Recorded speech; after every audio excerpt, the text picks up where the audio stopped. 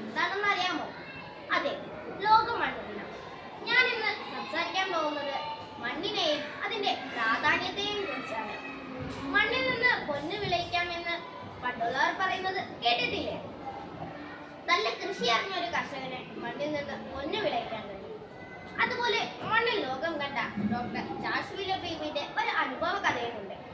അദ്ദേഹം മണ്ണിൽ നിരവധി ജീവജാലങ്ങളെയും അവരുടെ ജീവിത രീതിയും കണ്ടു. മണ്ണിനെ ഇഷ്ടപ്പെടുന്ന മനുഷ്യർ അതിനെ ഒരിക്കലും തള്ളിക്കളയില്ല.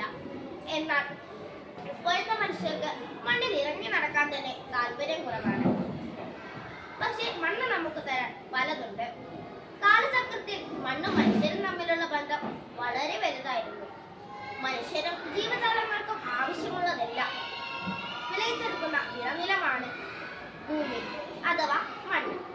വായു, ജലം, ഭക്ഷണം എന്നിവയാണ് മനുഷ്യരുടെ അടിസ്ഥാന ആവശ്യങ്ങൾ. ഇതെല്ലാം നമുക്ക് തരാൻ സന്നദ്ധയായാണ് ഭൂമാതാവ്. ആ അമ്മയോട് നമ്മൾ സഹകരിക്കണം. മണ്ണിൽ ഇറങ്ങി അധ്വാനിക്കണം. നാം ഓരോരുത്തരും മണ്ണിൽ നിന്ന് കുഴിച്ചെടുക്കുന്ന സമൃദ്ധകാൽ എത്രയോ വിലപ്പെട്ടതാണ് നമ്മൾ ഓരോരുത്തരും വിതയ്ക്കുന്ന വിളകൾ. ഇനിയെങ്കിലും നമുക്ക് മണ്ണിനെ സംരക്ഷിക്കാം. നമ്മൾ ഇത്രയും ദിവസം എന്താണ് മണ്ണിനെ തിരിച്ചു കൊടുക്കുന്നത്? അതെ, അവിടെ ഇവിടെ പ്ലാസ്റ്റിക്കുകൾ കൊണ്ട് നിറയ്ക്കുന്നു.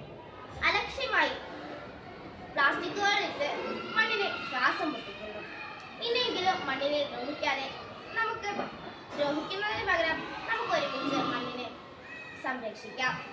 എല്ലുമുറിയെ പണിയെടുത്താൽ മനുഷ്യജീവിതം വളരെ സുഖകരമാക്കാനുള്ളതെല്ലാം നമുക്ക് മണ്ണ് തരും. ഇത്രയും പറഞ്ഞുകൊണ്ട് ഞാൻ എൻ്റെ വാക്കുകൾ നിർത്തുന്നു. നന്ദി, നമസ്കാരം.